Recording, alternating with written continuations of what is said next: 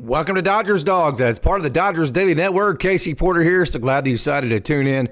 Today we are rocking and rolling after a night last night that was frustrating again. Not going to sugarcoat it. The offense just simply did not show up. We have a lot to talk about. I got some graphics that I want to get to. And also, I left the link. Good morning to everybody that is showing up in the chat. We already have a great chat and a great amount of people logging in, both on the TikTok side. We're live on TikTok. We're live on YouTube. We're live on Instagram, X, and Facebook. So leave a comment. Again, join the show. The link I have already put. Actually, let me go ahead and put this link in. Let me put this link. I have it already. Let me copy that and put this in TikTok. So if you are a TikToker, you will see that link right there. Come join the show. See, right there. Okay, so I have the links on both sides. We have a bunch to talk about. Let me actually open my notes here, and let's get after it. The offense did not show up last night. It was frustrating. Mookie Betts continues to struggle. Shohei Ohtani continues to strike out way too much. Freddie Freeman has been better. We're going to get into his numbers. Taylor Hernandez continues to be very, very, very average for the Dodgers. Tyler Glasnow was good.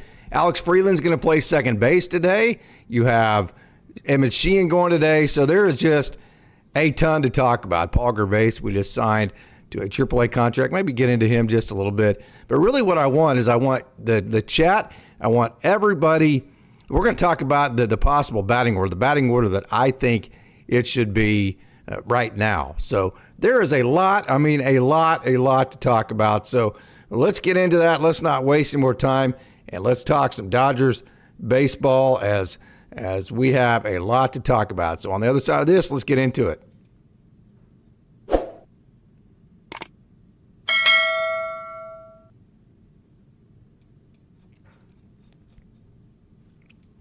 So what'd you think about last night? Brock Stewart came in and hey, it was bad optics for him. We'll get into that. Anthony Bonda gave up a run.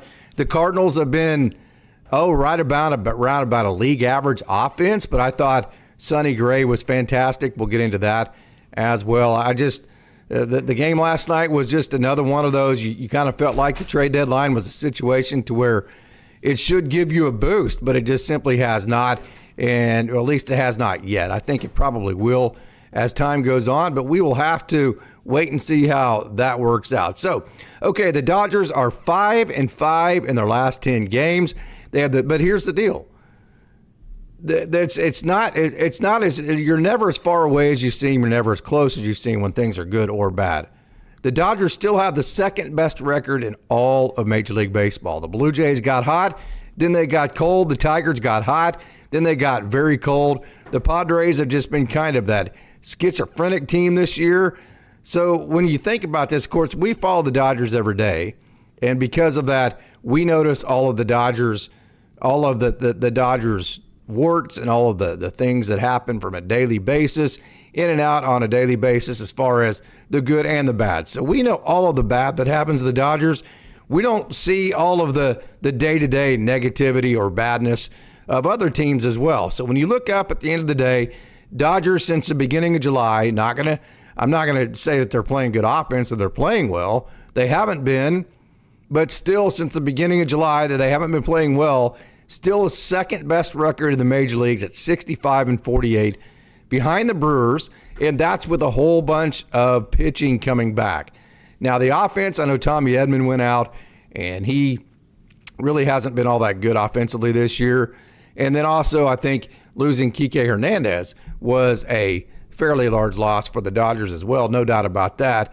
The regular season, I think you could probably argue one way or the other with Kike and his value for that, but definitely need to get him, if possible, healthy for the postseason, because that's really just about the only reason that you have him or you re-sign him, because he has not been a good regular season player. So I say that to say every single team, even the Dodgers, even though I didn't think the floor would be this low for the Dodgers, every team goes through this. The Dodgers are going through it right now. Every team goes through it. So you're still 3 up on the Padres, who lost last night to the D-backs, thank goodness. D-backs are 12 games back. The Giants are 9 games back. thank you, D-backs, last night. It would have been getting very hairy because here's the deal. You have 6 games with the Padres this games with the Padres this month coming up. 3 in LA, 3 in San Diego. Then you have a 3-game series with Toronto. You've got to get 3-game series with the Reds, but then you have a 4-game series with the Rockies. So it's kind of a weird schedule to where you have some really high stakes games with 9 high stakes games with the Blue Jays, and the Padres, and you have 3 pretty good games with the Reds, and then you have some games that you should win. So I think this is a month to where the Dodgers are going to bob and weave in and out of. Obviously, from now on, it's all about results, but there will be some series to where I think they can play a little bit more big picture than others. So I think it's going to be one of those ebb and flow deals to where it's different every single day that you show up to the ballpark. The Padres have the last spot in the wild card. I personally think, I've said this, I've been very consistent with this basically since the last Giants series with the Dodgers. The Giants suck. I mean, they went and got name brand players that are, their name brand is way more than what they actually do on the field, like a Willie Adames, like a Matt Chapman. I just don't think that's a very good team at all. I don't think it was constructed very well. I don't think there was a game plan put together when that roster was put together for the Giants. I think it just all was, let's go get the biggest name brands we can get and put it together and see how it works. So the Giants, I don't see them as even being really a wild card threat. I don't think they will jump the Padres, and I don't personally think the Padres will jump the Dodgers. Even the Padres do jump the Dodgers, I don't see the Giants jumping the Dodgers either. So I think the Giants are cooked. I think the D-backs are playing to spoil whoever they want to spoil, like they did last night with the Dodgers. And so it's going to be an exciting stretch run. The Dodgers need to keep arms linked with the Padres. You can say whatever you want about A.J. Preller. You can say whatever you want about the fact that he goes out and gives away all sorts of projects or prospects, and that if he would have kept everybody and this and that, I know Mark's big on that, and he's not wrong. But you can say all you want about that. But when you look at the lineup the Padres have put together, when you look at the pitching they put together, when you look at the bullpen they have, you can't look at me straight in the eye and tell me that the Padres aren't a serious problem for the Dodgers. Serious problem. And I'll tell you this again, if you don't think they're a serious problem for the Dodgers, you're not on the same side as the front office and the people in the organization that have to play against them. The Padres are very good. They are going to I just can't see any way that they don't make the playoffs.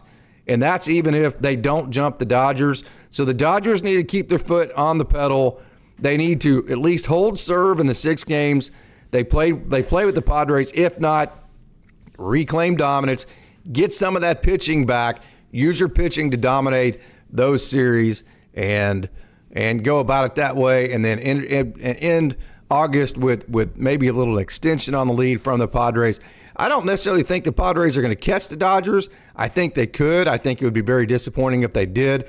But I'm going to say it one more time before I move on. Just give them. I hate the Padres. I don't necessarily hate the Padres in the sense that I like their manager. I like Schilt. They've never been a real big threat to the Dodgers. So it's never been like a real big issue. But I think they have a couple of players. I got to go ahead and get back in here. They have a couple of players that I have not necessarily been real high on as far as the way that they act. And so from all those aspects, the Padres are a team that I don't want to give respect to, but I just simply have to. So I'll move on from that. You can give me your thoughts and tell me what you think about the Padres as well. Chuck Ullison says, I think the Padres at times get too amped up for the Dodgers. Yes, they do.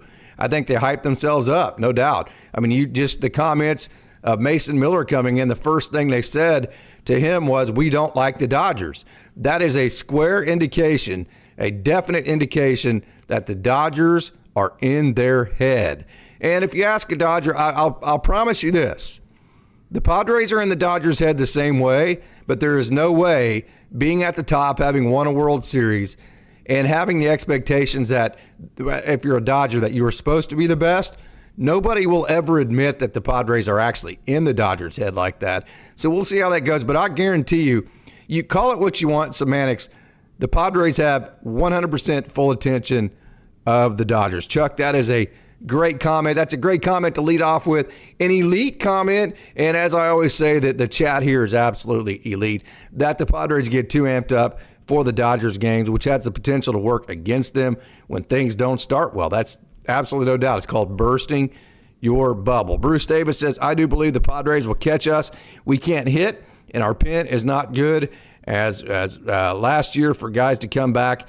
And Bruce Davis is not happy with the front office. And I will say this, the front office was very aggressive in the offseason. And there is the link to the show. If you want to join the show, click that link and you can come on in. I will get you in the show just immediately. So Alita Sheba Jones saying Dodgers living rent-free in the Padres' mind. We will see. I don't necessarily agree with that, Ela Shiva. The Padres had the Dodgers beat last year. It was miraculous that the Dodgers pulled out a rabbit out of their hat with the bullpen game, ended up winning that series. The Padres beat the Dodgers 2 years before that. And so I do not agree at all that the Dodgers are living rent-free in the Padres' head. From that perspective, I do agree, though, with Chuck that I think the Padres do get too amped up at times. I think that's too dismissive of the capabilities of the Padres and the mentality that they always do approach the Dodgers games with. Hey, David Razor, hope you're enjoying your summer break. I absolutely am. I have about 3 or 4 days left, and my wife is going to tell me to shut the hell up as soon as she hears me say that, because we want summer break to last as long as possible. So, hey, Chuck Ullison, they missed Freeland's bat last night. Good observation. Alex Freeland will be playing second base today.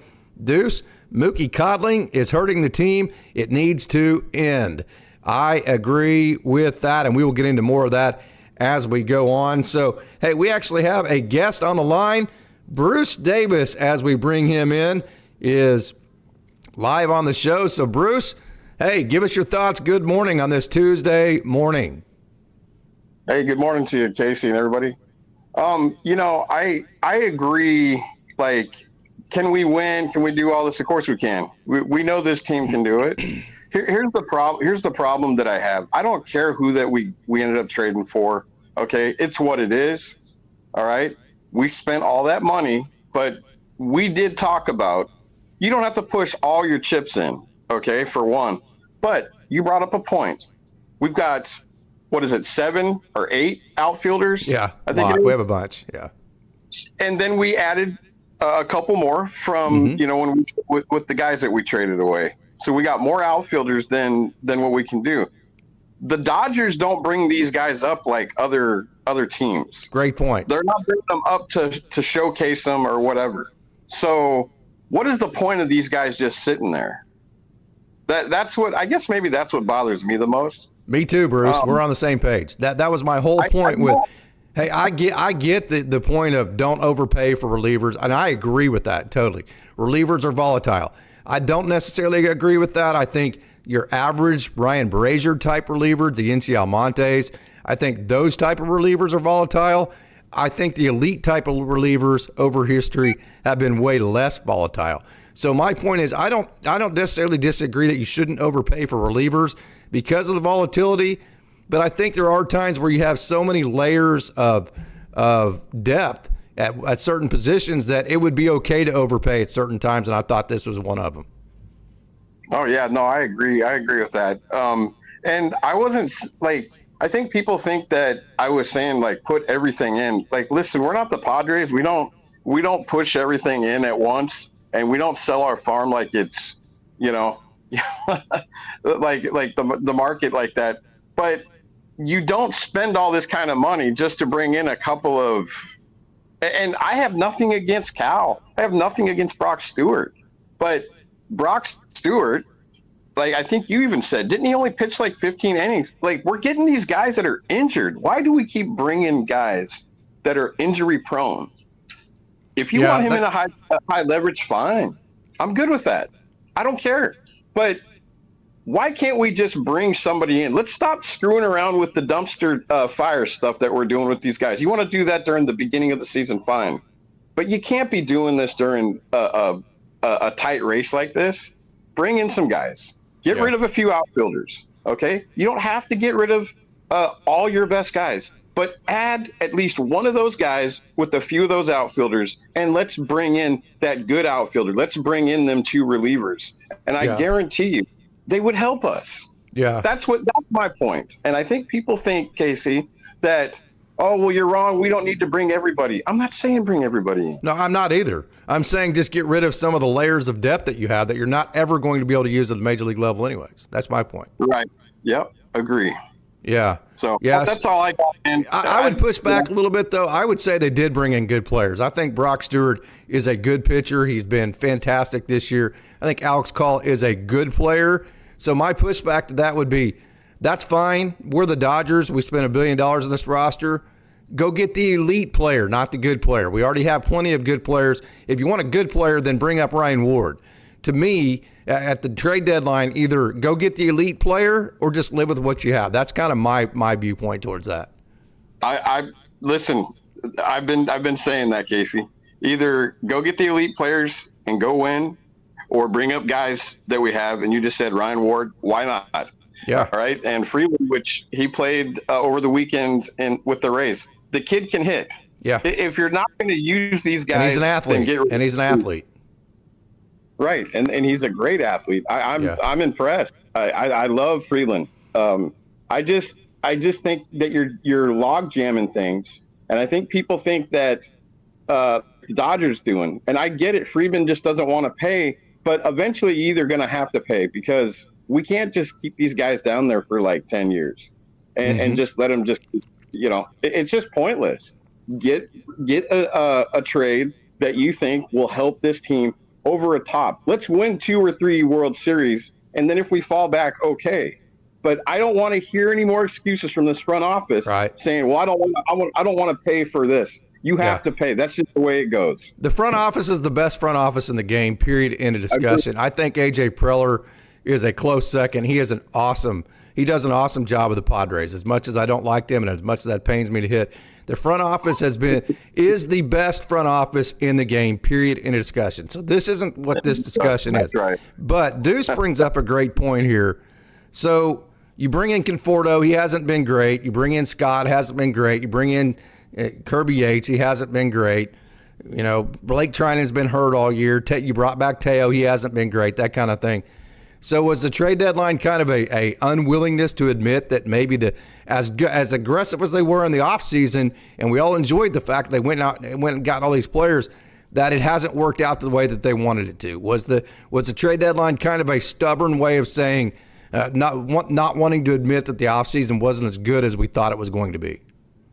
Well, I think I can't argue with you about that, because that's a perfect example. To me, did they throw the white towel in? I'd like to ask the chat that. Do you guys think that's a great point. I think they're just betting on the guys they have. I just think they think that what they have in-house is good enough to win, and they just bet on it. But Casey, I got to push back and say, sure, we've already been on this road. How is waiting for guys to come back and then say, okay, well, here, you want to start playing in October? That is a bad time to start saying, well, hey, just start repping you up now. It's just not it's just not good. Yeah. And we see him trying in right now, but he's going to fix it. I believe he will. Yeah, he will. He's going to be that guy. Yeah. I believe that. And do we have the team, Casey? Yes. Do we have the best front office? You're damn right. There's nobody better than this front office, and this Dodgers team is the best for now. We are the champions still. Yeah. And we will do this again. Believe it. Thank Bruce you, sir. Davis, anything left, man? You got anything else? Nothing much more. Thank you for having me on. I appreciate everybody. Yeah, man. Awesome job, dude. Awesome job, dude. Thanks for joining. All right, man. How about that? Bruce Davis with some great thoughts. I mean, he is keeping it real. That's what we like to do here at Dodgers Dogs as part of the Dodgers Daily Network. Absolutely keep it real, 100%. Bruce, thank you so much for joining. And again, if you want to join, you can do just like Bruce did, and I'm going to put the link in right here, both on the YouTube and TikTok side. Go ahead and click that link, and you can join as well, and you can leave your thoughts, and we can have a great conversation about Dodgers baseball. Jeff Roll, absolutely elite comments again, is that let me actually get this. Let me get the Casey with, let me open up the Casey with picks here. Sonny Gray last night was fantastic. We will get into him. But let's get into some Brock Stewart talk for right now. Let me open up his file and we can talk some Brock Stewart because Jeff just brought up a great point about Stewart. And let me get this here and let me open up the downloads and let's get to Brock Stewart. Well, 1 second here. All right. So, actually, let me do this right here and then let me open. Give me a second here. This is a little bit clunky. First time I've done this, and we will like it whenever, I think you'll like it whenever you see what I'm getting ready to put up on the board. So let me do this, and then it won't be as clunky the next time. There we go. Okay, Brock Stewart last night, I'm not going to lie, the optics were bad, no doubt about it, because for a couple of reasons, he was brought in to get right-handers out. Well, the 2 hits he gave up were to right-handers, right? So that optic is bad. And then also, he didn't have a really good time the last time he was here, and so it's the second time out. He's supposed to come and really shore up the bullpen, and instead you lose a game to a very average offense with him being a big part of the bullpen woes there. So the optics were not good that Brock Stewart gave up a run last night. The optics were not good that he gave up hits to right-handers. 2 of the things, again, of the very reasons why you bring him in and you think he is good enough whenever you could have went and got aggressive and went and got a Johan Duran, which, by the way, Johan Duran with the Phillies, if you have not seen the way that he enters the field for the winners whenever he comes into a game, you need to go check out that video. It is just absolutely awesome. So the argument is Brock Stewart has been almost as good as the elite guys, and so you got him for a much cheaper price, which is a typical Dodger-type move. And then the second outing, he gives up 2 hits to right-handers and gives up a run, and the Dodgers end up losing. Bad optics, bad timing, all of that. I get all that, okay? But here you go. Average exit velo on his 4-seam last night was 65 miles an hour. And I'll say this, he was listed as only having thrown 1 sinker, but I'll just tell you this. Whenever you hear somebody break down the pitch types and how many of these pitches and those pitches that a guy threw, it's not accurate. So if you go on Baseball Savant or whatever, I can tell you I've been told by multiple people inside the organization, those pitches get tagged wrong all the time. So don't trust if somebody's giving you, unless they actually have the list of pitches that were thrown that is inside the organization, that comes from the organization, it's likely not accurate and maybe not accurate by a long shot. So when I say Brock Stewart only threw 1 sinker last night or yesterday, I don't necessarily believe that. And I know, like with a Bobby Miller, the 4 seams and 2 seams blend a lot. And so a lot of times a 2-seam gets tagged as a 4-seam and vice versa. But he was listed as throwing only 1 sinker. Having said that, let's just say fastball, okay? Average exit velo for Brock Stewart on his fastball last night was just 65 miles an hour. So he didn't give up hard contact on his fastball. Contreras' hit was 96, which is like 1 mile an hour above considered being hard contact, and that was the hardest hit he gave up all night long. So while the optics were good, simply put, Brock Stewart, and you guys know that I am on the page that I wanted to go get an elite closer, so I am not happy with the way that the Dodgers completed their bullpen work at the trade deadline. All of that aside, okay, I'm not unhappy they got Brock Stewart. And I'm not unhappy at all with the way that he pitched last night or has pitched in the 2 outings since he's been with the Dodgers, because it's baseball. Sometimes things happen, and last night was just tough luck for Brock Stewart. 65 mile an hour exit velo on his fastball. Hardest hit was 96 to Contreras, which is just over the hard contact rate. And Nootbaar hit a changeup at 91 miles an hour. I mean, okay, the hit by Nootbaar was just almost as fortunate as the catch he made when he went and made in right field, which, by the way, that had about a 30% catch rate to it. That was just a phenomenal play by Lars Nootbaar. Just give him credit. Pozo's hit was 95 on a cutter. So he gave up a hit on a fastball, a change, and a cutter, None of them harder than 96. 95 being the second hardest, which is just right at the borderline of being hard contact. 65 mile an hour exit, average exit below on his fastball. And so, yes, is it bad optics that he gave up a run last night and he gave up hits to right-handers? Yes. But is it something to be concerned about? Is it something to say, see, I told you the Dodgers shouldn't have went and got Brock Stewart? Is it that narrative? Absolutely. Not absolutely whatsoever, in my opinion, at all.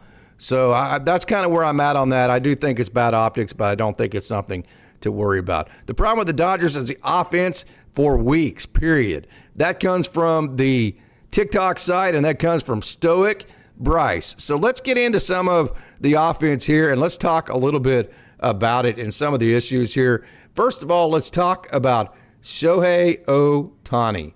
Okay, we all love Shohei Ohtani. There's no doubt about it, but he's got to be better. Okay, Shohei Ohtani, I'm going to keep it real. You can get pissed at me all you want because Ohtani is, personally, I know that the numbers are ridiculous. He's doing some of the greatest things you've ever seen for an offensive player and all that. But honestly, I'm not sure Will Smith, when you consider the position that he plays at catcher and the high batting average and all that. I get it, the home runs. I get it, all that. I personally think Will Smith is the MVP of this team as of this moment. I think if Will Smith comes out of the lineup, that's the biggest hole the Dodgers can fill. I think Ohtani, as great as he is, I think now as he pitches and he starts pitching great, that changes completely. Don't get me wrong. As he starts becoming a two-way player like Will Smith is, that completely changes just from the offensive perspective. But when you compare Will Smith as a catcher and a hitter versus Shohei Ohtani as a DH, I think Will Smith to this point would have been the hardest one to replace, and he's been the MVP. Although Ohtani, again, he's been the unicorn. He's been absolutely fantastic. But the Dodgers need more out of Shohei Ohtani, and they also need less. So as you see on the screen here, in the last 30 games, that's a big sample size, okay? 30 games is a big sample size. 216 for Shohei Ohtani, 44 strikeouts in 30 games. Now, come on, Ohtani. You are the greatest player of our generation. You are better than that. Now, I understand that every player goes through a patch, and so that's why we haven't really even talked about this till it's a 30-game window. But, dude, you got to get it together. You got to quit striking out. Last night, we saw Sonny Gray, who was really good. We'll get into Sonny Gray. I mean, just throwing sweepers that weren't even close, and Ohtani was swinging at him. So I'm very disappointed in the way Ohtani has been playing offense in the last 30 games. And I'll say this, I say that to say nobody is higher, nobody loves Ohtani. Nobody's more excited about the fact that the Dodgers got the greatest player in our generation, the Babe Ruth of this generation. Nobody's more excited about that. But here's the problem. If Ohtani doesn't correct course, which he will, don't get me wrong, he will. He's too great of a player. But if he doesn't correct course, the Dodgers have no chance. If Ohtani and Betts really both don't correct course, then it's going to be a very, very, very difficult struggle for the Dodgers. So 216 in his last 30 games, 44 strikeouts in those last 30 games. Ohtani has got to quit striking out, and he has to be better. Mookie Betts, wow. It's been a struggle for Mookie Betts, no doubt about it. He has a K percentage of just 11.3%, which that's identical to last year's mark. So the strikeouts haven't been bad because almost exactly like last year, but he hasn't been walking as much. 9.3 walk percentage based on ball percentage. That's the lowest base on ball percentage for Mookie Betts since 2022, and it's the third lowest of his career. His ISO, which is a strength index, it's a power index, so you want your K percentage and your ISO to be as close together as you can because ISO is a power index. 124. His power index of ISO is just 124, which is by far the lowest power index of his entire career. His average is 231, which is the lowest of his career by 33 points. His WRC plus is 84, which is the lowest of his career. That's 52 points below his career average. So his 84 WRC plus is 52 points below his average WRC plus in his career to this point. His WAR of 1.1 is the lowest of his career. His hard hit percentage of 32.4% is also the lowest of his career. And keep in mind, the career average of hard hit percentage for Mookie Betts is 41.9%. So it's substantially lower than his career average, his hard hit percentage. And it's not just the fact that he's not putting a charge in the ball, he's also not hitting the barrel. He's just not putting the ball in the barrel. His barrel percentage is 5%. That's the lowest since 2017. He has a career average of 7.6%. So he's 2.6% below average on his barrel percentage as well. Alex, on the TikTok side, Dodgers should just change the name to Ohtani's. Yeah, the problem with the Dodgers is the offense, no doubt. So let me go ahead and put the link to the show. Bruce has already joined. You can hop in and join the show as well. Just click this link that I left right there, and you can hop in and join the show. So it has been a struggle, 100% for Mookie Betts that we just went over. How about Freddie Freeman? Let's talk about Freddie Freeman. And again, I don't mean any of this kind of stuff to, actually, I don't know if I have a Freddie Freeman graphic up, because Freddie Freeman, let's just go over Freddie Freeman's number. Let me go ahead and click this back to this right here. Let me stop that. Let me click this back to this right here, and let me go over some Freddie Freeman numbers. I don't think I have a slide for him. So there you go. Okay, Freddie Freeman. Let's talk about him, and let's get some show notes back up on here. All right. Well, hold on one second here. I'm trying to click back and forth from a whole bunch. There we go. Okay, so Freddie Freeman, he's been hitting very well lately, but he has a K percentage of 23.3%. So yes, Freddie Freeman's been hitting better, but we've seen him have some really weird strikeouts for him. So his 23.3 K percentage is the highest K percentage for Freddie Freeman since 2016, and that's by almost 10 points. So yes, Freddie Freeman has been hitting better, and he's starting to hit for more power, but he too has been adding to the strikeouts for the Dodgers, which has been way too many. Last night, the Dodgers had 9 strikeouts to just 3 hits. So check this out. The Dodgers have had over 100 strikeouts since the beginning of the last road trip. Try that on for size. That's a lot of strikeouts. So the Dodgers, again, we talked about this with Ohtani, and Freddie Freeman did it too.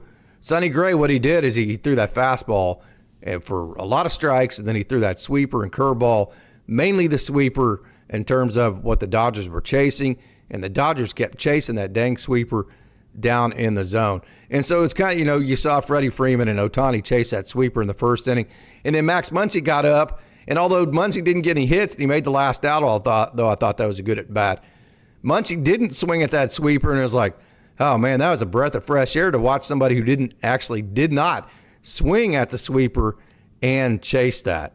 So we've talked about Freddie Freeman striking out too much. Mookie Betts has struck out a lot. How about Teo Hernandez? Let's get into some Teo Hernandez talk and talk about what he has been for the Dodgers. So Teo Hernandez, strikeout percentage of 24.5%.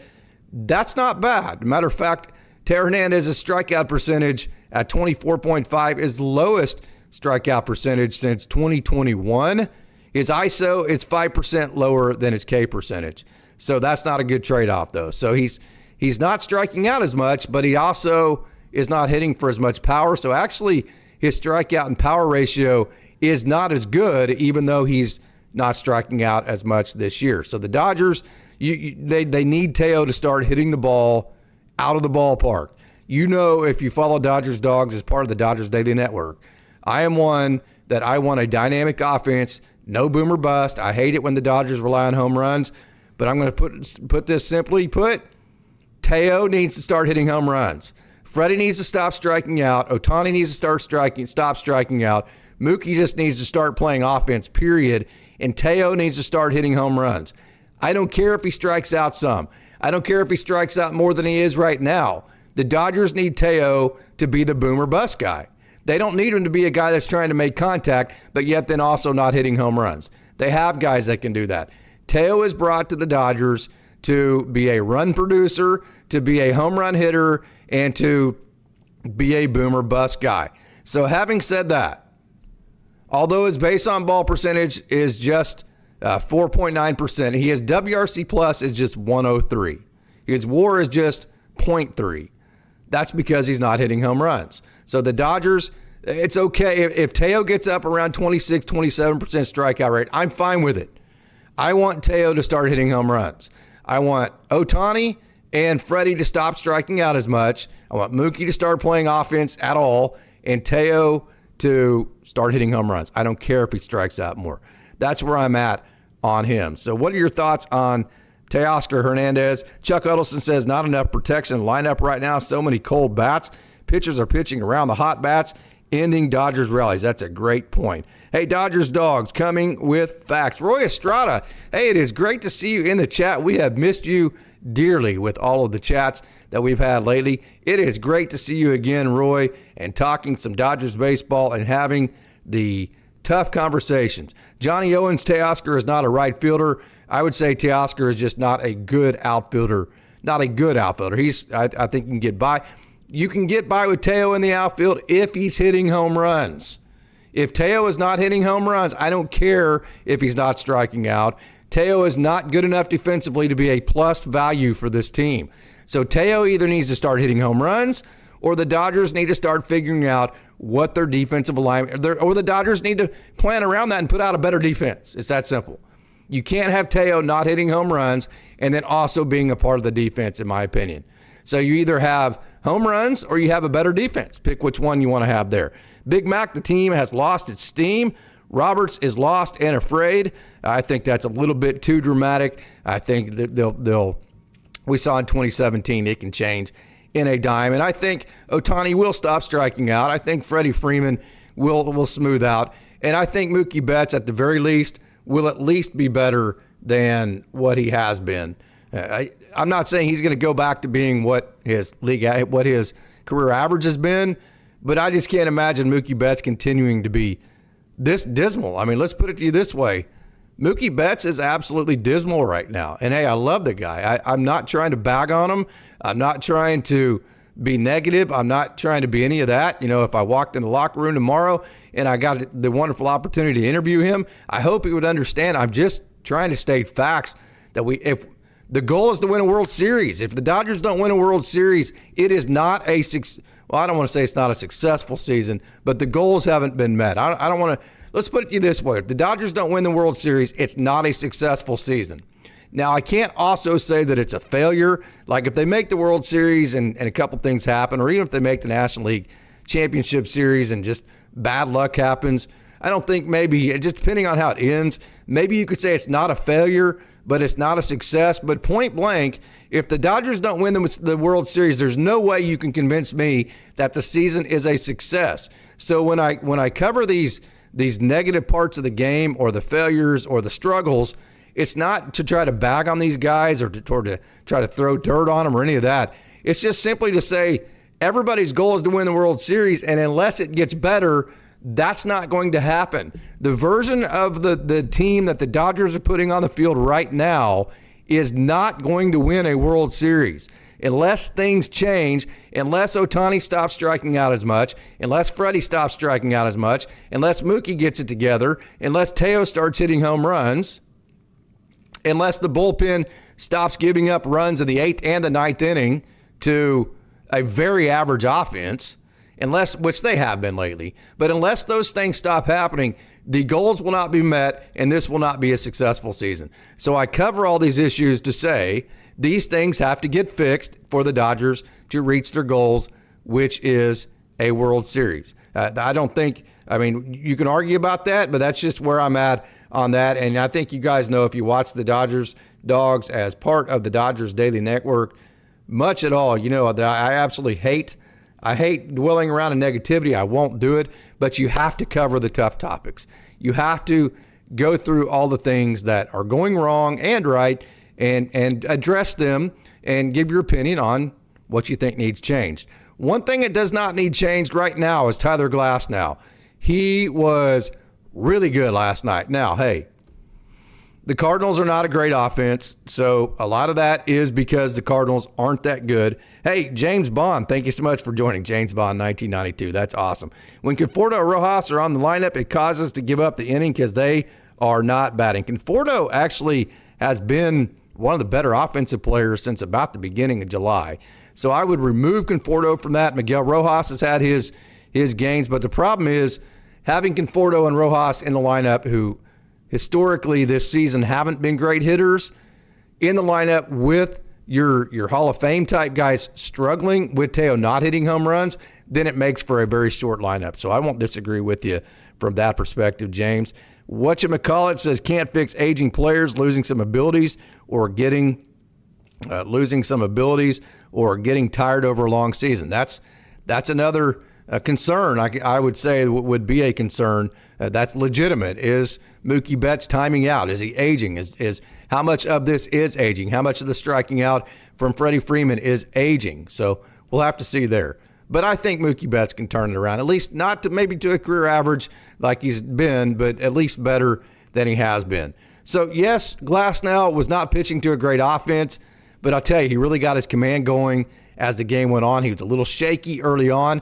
Very proud of him for getting things together as it went on, and he ended up throwing 7 innings, 3 hits, 1 run, 7 strikeouts, and 1 walk. I mean, you just can't ask for anything more than what Tyler Glasnow gave you last night. Yes, he gave up the 1 home run, but damn it, I mean, wow. 7 innings, your starter goes 7 innings and gives up 1 run, and you can't freaking beat the St. Louis Cardinals?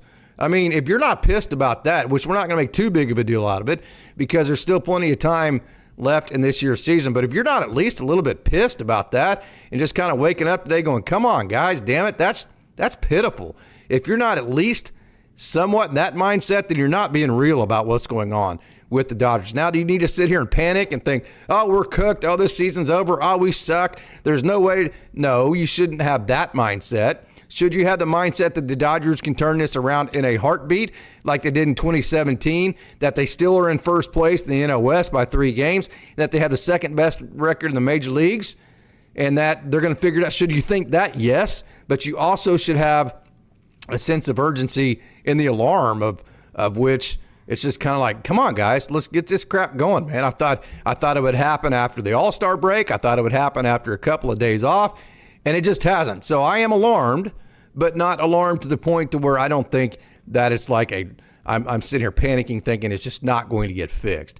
So it's kind of a twist of emotions there, if you will, in terms of the short term and long term, both kind of having conflicting opinions in my own brain at the moment. So 4 pitches were in zone last night for Tyler Glasnow. And whenever you have his extension and his fastball that was touching 98, sat 96, if he's in zone with 4 different pitches, I don't care how average the offense is, he's going to have a good night. Almost, the 4 pitches were in the zone almost 60%. 4 seam sat 96, and he was in his end zone with his fastball 72%. So when you're in the zone with your fastball that much and it's not getting hit, you can really let it rip on your secondaries. So he still pulled some pitches, but all in all, last night was a really, really good night for Tyler Glasnow. Now, to kind of go to how average the Cardinals are offensively, they're 23rd they hit 2 home runs last night. This is another frustrating part of last night. The Cardinals hit 2 home runs, and they're 23rd in the major leagues in home runs. 23rd. There's only, 6 teams, 7 teams better than them that have hit fewer home runs than the Cardinals, and they won the freaking game last night hitting home runs. That's frustrating. And they hit 1 off of Glasnow, though. Cardinals are 13th in runs scored, so they're a little bit better in scoring runs than the league average. 15th in batting average, so just right in the middle of being just an average offense last night. So you don't want to take anything away from Tyler Glasnow. But having said that, it still was a really, really, really nice outing for him. So let's get back into the chat. We have a great chat going on. Mookie looking like a little like Tim Anderson. Glasnow was dominant. That's from whatchamacallit. Hey, thank you so much for joining. And again, let me give you the link if you want to join. Bruce Davis has already joined and did a wonderful job on the show today, keeping it real and talking some Dodgers baseball about all of the aspects that need to be talked about. So, V-Track, thank you so much for joining. Conforto and Rojas have both been better than Betts this last month. That's kind of what I'm saying about Conforto and Rojas. They kind of get a tough rap there, but they actually have been better. But it's hard to have them in the lineup also with the Hall of Famers struggling. So that's kind of the point to them is that, yes, they've been better, but they're not good enough offensive players and haven't been good enough offensive players to cover the Hall of Fame three when they're not hitting like a Max Muncy or a Teo Hernandez is and a Will Smith. Will Smith, Teo Hernandez, and Max Muncy, they can cover the Hall of Fame three at the top if the Hall of Fame three aren't hitting, because those three are so explosive. A guy like Conforto, while he's been better, a guy like Rojas, while he's been better than Dodgers fans give him credit for, even when they're going well, they're not going to be able to carry an offense well enough. The top three, or at least three of the top six, are still going to have to hit for the Dodgers to have success on offense. Hey, Great White Raider, I'm an 80s kid, so if you're going to be striking out all the time, you better be hitting lots of home runs like Rob Deere and Dave Kingman, 100%. Jack Clark, that type of hitter. That's what the Dodgers need out of Teo right now. Chuck Huddleston on aging players. I think eventually Dodgers will make decisions player by player, then trade some away, sending a ton of money and or good prospects with them. They can then get a free agent. That's the AJ Preller. That's the philosophy of him. You go get a Soto, you give up a bunch of prospects, then you flip him for those same prospects on the back end of it. So that's a good idea there, Chuck. No doubt about it. Hey, we have another. David Razor is getting ready to join the show, so let me go ahead and get to the guest. We're getting the video up on David. David, I have no video at the moment. I think I have some audio, but no video. That's okay if we don't end up with it. We just unplug. So we'll stay with where we're at. David, go ahead and log back in if you have a chance. Hey, Ohtani hits home runs, but he strikes out way too much. You're 100% correct, Roy Estrada. Let me actually get this back up on the screen with Ohtani's numbers here. And let's get Ohtani back up on the screen here. Give me just a second. Let me pictures right here. Let me get to Ohtani. We can get that back up as Roy is saying right here. Ohtani. Let me get to Ohtani right there. Okay, so Ohtani, 216 the last 30 games, 44 strikeouts. 44 strikeouts in his last 30 games. That goes to your point, Roy.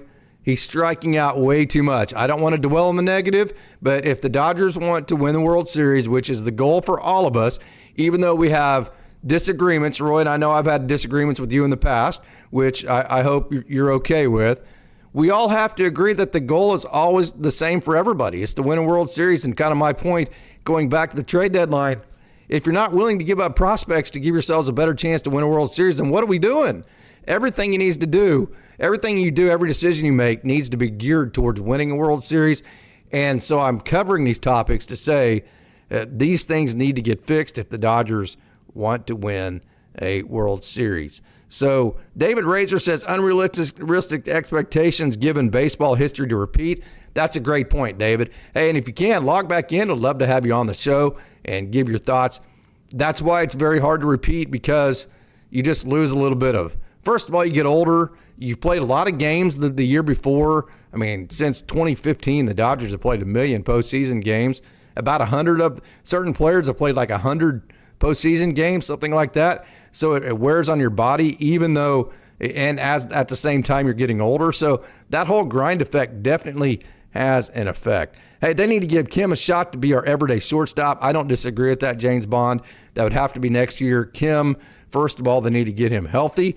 And Stoic Bryce says, it's easy for Conforto to be better when he was one of the league's worst. That's my point. He's even better isn't good enough to carry the rest of the offense when it's not struggling. It's not hard to be better whenever you were very bad to start with. That's the point there. Hey, Ohtani will bounce back. No worries here. Rick Montijo. Yeah, I don't disagree with that. It needs to happen, though, for the Dodgers to win a World Series. They should study the Brewers. They own us this season. James Bond, that's because the Brewers are dynamic. They hit some home runs. They steal bases. They gather base hits. They put the ball in play. They pitch well enough. The Brewers have put together maybe the most complete roster of any team in the league. Certainly the most complete roster of any middle market team. Very impressed with the way that the Brewers play baseball, no doubt about that. When Max Muncy gets back, and when you say back, Gregory, you mean like back into the rhythm. He was back last night, but back to being the Max Muncy that he was before he got injured. When he gets back, the team will relax more and the hitting will start to come. That's a great point. Hey, Conforto needs an ovation of his own. Yeah, Chuck Huddleston. Greg, I like that Muncy looked comfortable. He looks ready. He usually takes quite some time to get going. I agree with you. Max Muncy, I saw all of his at-bats in Oklahoma City. He definitely does look comfortable. Jeff Roll, if offense gets going, we are still the best team in baseball. If it doesn't get going, the rest won't matter because we won't get there. I think that's a pretty black and white and accurate way to put it, Jeff. That's a great way to put it. It's tough talk, but it's talk it's realistic. I mean, we can sit here and give you Humpty Dumpty stories all day long, but is that realistic? Is that really actually what's going on? Johnny O and I agree. World Series or bust. Hey, we have a super chat, $9.99 from Chuck Huddleston. Thank you so much for that awesome super chat, Chuck.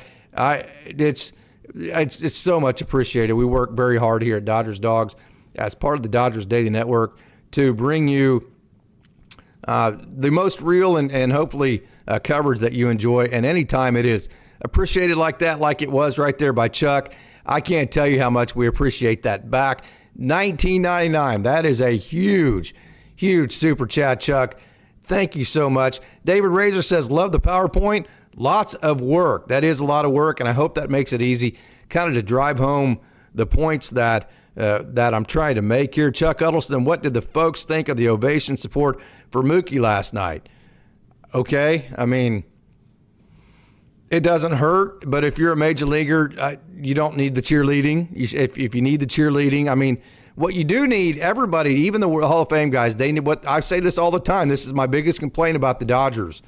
Whenever you rip guys in and out of the major league lineup and send them back to Oklahoma City, what you're showing them is a lack of support. Every player, including Hall of Famers, they need you to show support. And so if the standing ovation is the Dodgers fans showing support towards Mookie and that makes him feel supported, great. But if he needs cheerleading to get himself motivated to get out of this, not as great. And so if you can imagine, if we're feeling that Mookie Betts, a Hall of Famer, needs to feel supported, what do rookies need to feel like? That's kind of been my point with rookies. They need the runway to feel like Dave's got their back, like the front office has their back. Dodgers fans have their back. They need to feel that support too. So from a support perspective, there's nowhere to go wrong on that. We totally do. Vic Banos, number 34 forever. I totally agree. We need more plate discipline, 100%. And we are back to the top of where I've already covered. I wonder if the ovation is embarrassing for some players. The best YouTube channel for me, says Chuck Huddleston. You are an absolute rock star. I think there's a time, it's like, I'll put you this way. Like whenever I used to coach and like we'd hit a pop-up or a routine ball to somebody and they made a routine play and the other team's fans just went nuts, like, all right, hey, we would kind of look at each other and go, we're going to kick this team's ass. They're celebrating over a routine play, okay? They must suck, okay? And so that's kind of how I would take it if I got a standing ovation. The fans are telling me that I have not been good and that they're trying to cheerlead me into being better and that they feel like I need cheerleading. That's how I would view it. Like, I don't need a handout like that. Just let me do my thing, and if it doesn't work, then it doesn't work. But having said that, it's a show of support. It's not going to be something that's everlasting. If it doesn't work, it will stop. And so from that aspect, I think it's worth a shot. I think Mookie will appreciate it, and I think it can't hurt. I don't know if it'll help because baseball doesn't work that way. You don't just all of a sudden start thinking positively and thinking, hey, I'm going to get a hit today, and then all of a sudden happen. So I'll put it to you this way. It can't hurt, although I'm not, just because it's baseball, you can't be for sure that it can help. Hey, Racy Auto Parts, Brazucal, thank you so much for that incredible $20 super chat. I appreciate it. I'm telling you, it's so flattering. It makes it so worth it to get to talk to all of you wonderful Dodgers dogs. Again, greatest, most elite chat on earth. Not the biggest, but the absolute best chat, no doubt about it. Rojas to shortstop, Betts back to right. How about Alex Freeland and Hae-Sung Kim to shortstop? Rick Montillo. But as a stopgap, Rojas to shortstop. I don't say Mookie Betts back to right. I say Mookie Betts to second base. I think that takes enough of a physical load off of him to where he can put more into his offense, and I think that would be a big correction for him. He is trying to be perfect at shortstop, and he just has let it flow, and he's had to put way too much pregame work into it. I think it's worn him down. When you combine Mookie Betts, the injuries he had early on in the season, combined with the amount of extra work he had to do while coming off of those injuries to be perfect at shortstop, it's been too much for an aging elite athlete like Mookie Betts. It's been even too much for him. So I just think moving back to second base would be a really, really, really nice trade-off between not being in the outfield, being in the infield, but not also having the workload of shortstop. Carson, any prospect talk coming? Not on today's show. We had a big prospect talk on Sunday. They did not play last night. We will get back into our prospect talk tomorrow. And so I'm glad you asked, and I'm so glad that people tune in and they want to hear about the prospects, but there will not be prospect talk today. As soon as I get done talking about the Dodgers, I want to talk about Sonny Gray and the job he did. I want to make sure and give him credit. I will be logging off, and then my wife and I, my beautiful bride of 26 years, we will be headed to the Buffalo Wild Wings, and we will be nailing that buy one, get one free, that BOGO that Buffalo Wild Wings has on Tuesdays. Gideon's 300 of Dodgers chat. Hey, Big Mac, get used to this team. Roberts has lost control and can't make tough decisions. Well, the tough decisions aren't Roberts. They are a team effort. So the tough, now you want to talk about end games. He has all the end game decisions, but I think we've seen he's made a lot of good decisions. So if you want to say get used to this team, Big Mac, I can't necessarily disagree with you because I can't guarantee you that Ohtani will stop striking out as much. I can't guarantee you that Mookie Betts will pick it up offensively, but I do think the pitching will be able to carry this team, and I definitely disagree with you on Dave Roberts. I think he unrightfully gets way too much flack from the Dodgers fans. It's easy to criticize managers when things don't work, when it's easy to criticize them. So if you're going to criticize him for the patch they're going through since the beginning of July, you also have to praise him for the fact that even with all the shit burgers that the Dodgers have had to deal with this year, which it's been a lot. How about the second best record in all of Major League Baseball? That's coming off of winning a World Series. I don't know what else you want from a manager. Winning a World Series last year, posting the second best record in all of baseball this year. That's not just the National League. That's not just winning the NL West. That's the second best record in all of the major leagues. So I'll say this. I love it that you're here and you have wonderful thoughts, Big Mac, but I'm not quite sure what would please you if winning a World Series last year in dramatic form with a really watered-down roster, and then with all the crap he's had to deal with this year, putting out the second best record in all the major leagues. If that doesn't please you, I'm not quite sure anything he could do ever would. And keep in mind, if you compare Dave Roberts, his managerial record, both postseason, regular season, he's a Hall of Fame manager. He matches up with all the managers that are in the Hall of Fame. So I think that's a little bit unfair there. Hey, give Mookie's a series off and put Alex Freeland at shortstop. That's a good point. Correct. Ohtani needs lineup protection behind him. Okay, so let's get into this. This is a great point. Okay, I love it. The Dodgers dogs are absolutely absolutely, and it's just elite talk. So right here, how about this right here? You just read my mind right there, Chuck. How about this? This would be my batting order right here. Okay. Now, I'm not trying to second guess anything Dave Roberts is doing. You just heard me defend Dave Roberts to Big Mac's comments. He's my guy. I love Dave Roberts. He's a Hall of Fame manager. So I'm not necessarily trying to second guess. I'm trying to first guess here. Okay. This is what my lineup would be right now. This comes from, now keep in mind, a substantially lower level. But I've been in coaching for 35 years, okay? And so on a much smaller level, but it's still all the same. I mean, it means the same amount to you. If you're in the competition, that's your world at that moment. So these are the moves I would make. I would put Will Smith at the 2-hole. Freddie Freeman 3-hole. I would move Mookie Betts down to the 9-hole.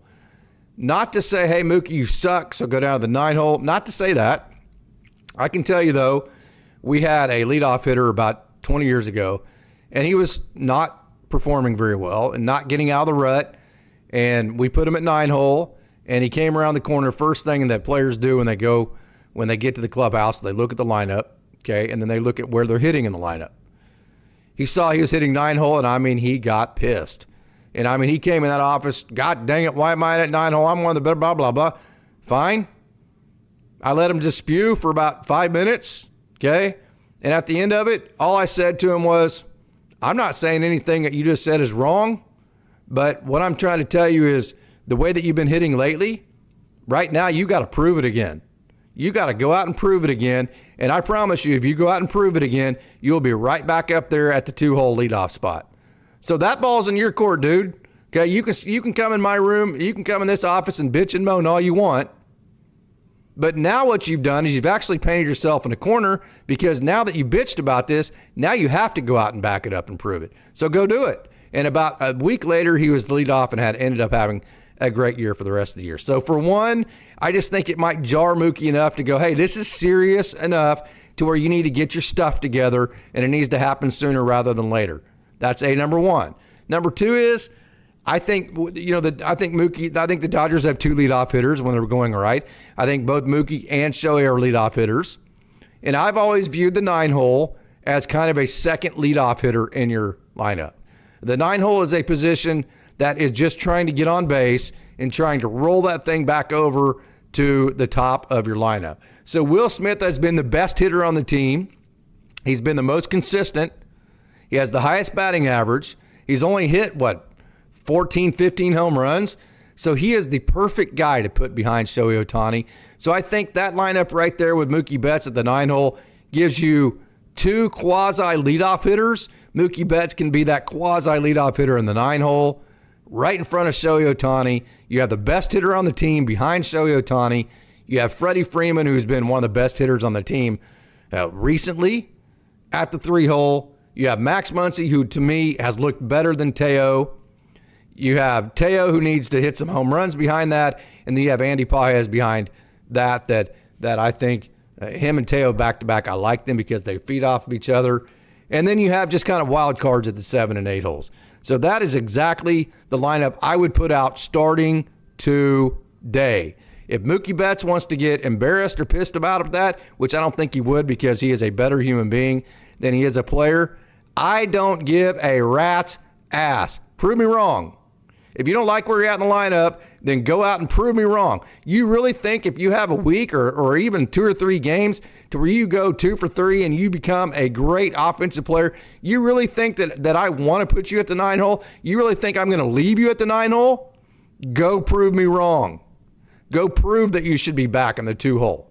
I think it's been long enough for Mookie Betts. Although he's been a Hall of Fame player, I think the window this year has been long enough to where you have to put him in a role to where he has to prove it for this year, right now. He has to prove it right now. That's where he should be. So Alfonso Lucio says Muncy should be higher because he sees more balls. He either walks or homers. He puts more stress on the opposing pitcher. David Razor, would he go to Magic? Casey, when Edmund comes back, where would you put him? I would sit Conforto and put Edmund in center field. I would put Pages in right. I would put Edmund in center. I would have Conforto or Alex Call in left field. That would be my outfield. And Tommy Edman would be my 9-hole. And this is another reason why I think the Dodgers need to challenge Mookie Betts. You got to get Mookie Betts back to hitting at least decently. If you move Mookie Betts back to the 2-hole, Tommy Edman goes to the 9-hole. Will Smith can go down to the 3-hole. Everything moves down from there. So I would have Tommy Edman in center. I would have him at 9-hole. I would have Mookie Betts at the 2-hole if he proves me wrong on the lineup I have here. And so that's the way I would go. And I think and I think that would be a good lineup for the Dodgers there. Jeff Roll, Dave Roberts is too afraid of insulting Mookie. If it's Dave Roberts, I think that's a team effort.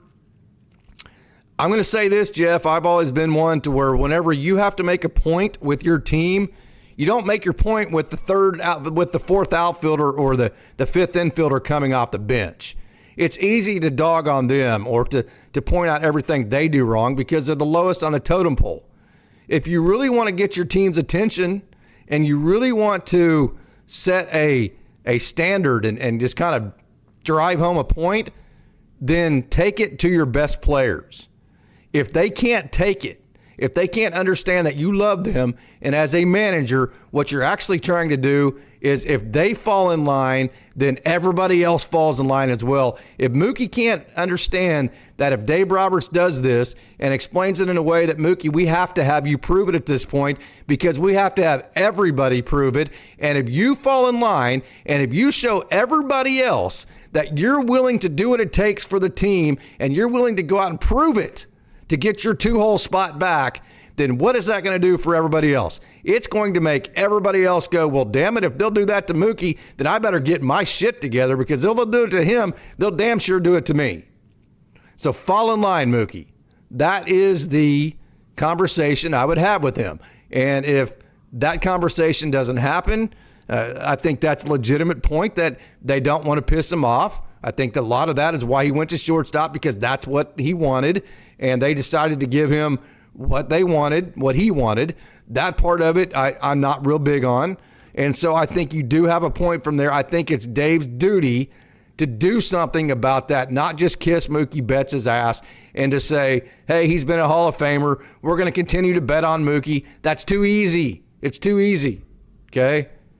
For me, it is. And so from that aspect, Jeff, I totally agree with you. Hey, Racy Auto Parts, Browser Cal, Mookie Betts, who is one of my favorites, strikes me as a very sensitive player, and that might be hindering him. Wham. You're a Hall of Fame major leaguer. You've had your ass kissed, rightfully so, because you've been great. So one time in your career, we're asking you whatever. And hey, don't get me wrong. He's an awesome dude, better dude than he is player. I think you would accept all of it because I think he is a Hall of Fame human being. So when I say all this, I'm not saying that I'm upset with Mookie Betts or I think he would balk at any of it. I'm saying I don't think he would. I think it would be a successful tactic for the Dodgers. That's where I'm at. Hey, Ray Velasquez says everything looks good except Conforto. Okay, he thinks he needs a DFA Conforto. Believes shaking up this lineup is what we got to do. Wish they gave Ryan Ward a chance. Says no name Ohtani. Boy, this lineup move could prove to be it's the God's hands element that Mookie needs just right now. No Name made a September call-up. Yeah, hey, that's right. Casey says Bruce. And No Name. V-Track says the Dodgers are very accepting of non-performance. Yes, not accepting, but they believe if you have a proven track record and you've proven it, that you deserve to have the chance to have it. The longest runway you can possibly get to go back to the way that you always been. And I don't disagree with some of that. I just think now's the time with Mookie to send him down and see if he can prove it. Tark the Shark, No Name, yes, bring up Ward. V-Track, the Dodgers paid for an elite outfielder, not a mediocre shortstop. Mookie is in a breach of contract, yeah. Hey, what do you do with Ryan Ward right now at the present? Leave him in AAA, he times out, he becomes a free agent, and he does what Drew Avens did, and he moves on. That's what's going to happen with Chuck Huddleston. That's exactly what's going to happen to him. As much as I hate to say that, that's just kind of what is exactly going to happen with him. Same with Cody Hosey and those guys. So one last thing I wanted to talk about. I did want to give let me actually get back to this. I didn't click OK. So let me get to Sonny Gray. He was really good. We can't just sit here and say Dodgers, Dodgers, Dodgers. We also have to give Sonny Gray a hell of a lot of credit. His fastball, he threw strikes with it. 75% strikes with his fastball. So he got in zone with his fastball. The Dodgers didn't ambush it. And then he threw great sweepers. His sweeper was great. 17 sweepers. Here's how bad the Dodgers were against that sweeper, okay? Sonny Gray threw 17 sweepers. Only 24% of his sweepers were in the zone. But yet he got 11 swings out of his 17 sweepers. Let me say that again. He threw 17 sweepers, only 24 were in zone, which isn't very many, but yet he got 11 swings of his 17 sweepers he threw. Gosh, Dodgers just chased that sweeper way too much. Second time this year that he has dominated the Dodgers, 13 innings this year against the Dodgers. He's given up just 1 run. So, got to give credit to Sonny Gray, no doubt about that. He just was really, really, really good. So, tonight, it is Emmett Sheehan. Emmett Sheehan goes for the Dodgers tonight, who has an ERA a little over 3. He really needs to bring the goods for the Dodgers because the Dodgers need to win. I don't care if they win 1-0. I don't care. Actually, I do. The Dodgers need to start hitting. So whatever that takes, get back to hitting the baseball. And again, this can turn on a dime, and you never know. The great thing about baseball, you never know what at bat, what swing, what game it is that gets things going. I just can't imagine things going offensively like this for the rest of the year. I just can't imagine it. So I'm as a fan, I'm sitting around, I'm evaluating every game with in the back of my mind thinking, okay, when is this actually going to turn? Because I will, until the season is over, until the last out's made, I will always believe that it is going to. So, hey, I want to thank all of you wonderful Dodgers dogs for logging in. We had $40 worth of super chats. We had a great crowd that logged in. You Dodgers dogs are the absolute best, no doubt about it. Not the biggest, but the most elite chat in the game, 100%. And so thank you so much to all of you Dodgers dogs for logging in to today's show and making it such a great show. Thank you so much, Bruce Davis, for joining the show today. Again, anybody can join the show. Just whenever I put the link in the chat, make sure and hit that link and join the show. So until next time, which will be tomorrow with Coach Holt, I want to thank you for tuning in and remind you that it's a great day to be a Dodger.